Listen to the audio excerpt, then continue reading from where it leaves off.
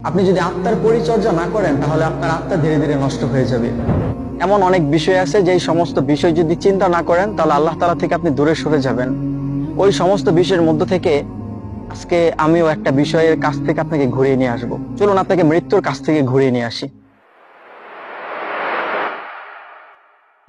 আপনার হায়াত শেষ হয়ে যাবে, একদিন হঠাৎ করে আপনি মারা যাবেন। আপনার লাশের চারপাশে বসে আপনার মা বাবা ভাই বোন চাচা চাচি আত্মীয় স্বজন এলাকার কিছু মানুষ এসে ভিড় জমাবে। তারা খুব করে হাহুতাশ করে কান্না করতে থাকবে। আপনার মা পাগলের মতো আপনার জন্য কান্না করতে থাকবে। এই যে আপনি মারা গেছেন, আপনার বাবাও না পাগলের মতো কান্না করতেছে। হয়তোবা তখন আপনি বুঝতে পারবেন যে আপনার মা বাবা আসলে আপনাকে কতটা ভালোবাসে। আপনার জন্য প্রত্যেকটা মানুষ চোখ থেকে পানি বের করে কান্না করতেছে। আপনার নিথর দেহটা বাসার কোন এক কোণে পড়ে রয়েছে। আপনার লাশটাকে গোসল করানো হবে। গোসল করানো শেষে কাফনের কাপড়ে জড়িয়ে তার লাশটা আবার রাখা হবে খাটিয়াতে।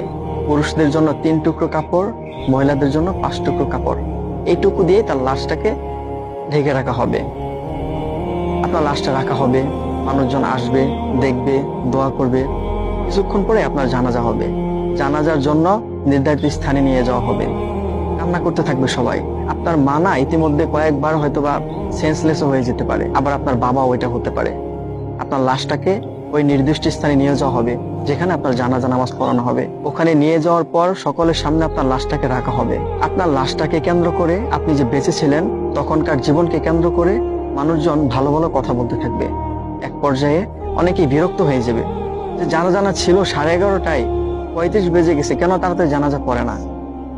5 মিনিট দেরি হয়ে গেছে, কেন শুরু করো না? তারা না অভিযোগ তুলবে। তারপর তাড়াহুড়ো করে ইমাম সাহেব দাঁড়িয়ে যাবে আপনার জানাজা পড়ার জন্য। আপনার জানাজা পড়া শেষ হয়ে যাবে। কয়েকজন কান্না করবে, আপনার লাশ হয়তো আবার দেখতে চাইবে। তখন আপনার লাশটাকে কয়েকজন কাঁধে তুলে কবরস্থানে নিয়ে যাওয়া হবে। এমন একটা জায়গায় নিয়ে যাওয়া হবে যেখানে আপনি দিনের বেলা আসতেও ভয় পাইতেন। ওই জায়গাটাকে আপনি খুব করে ভয় পাইতেন।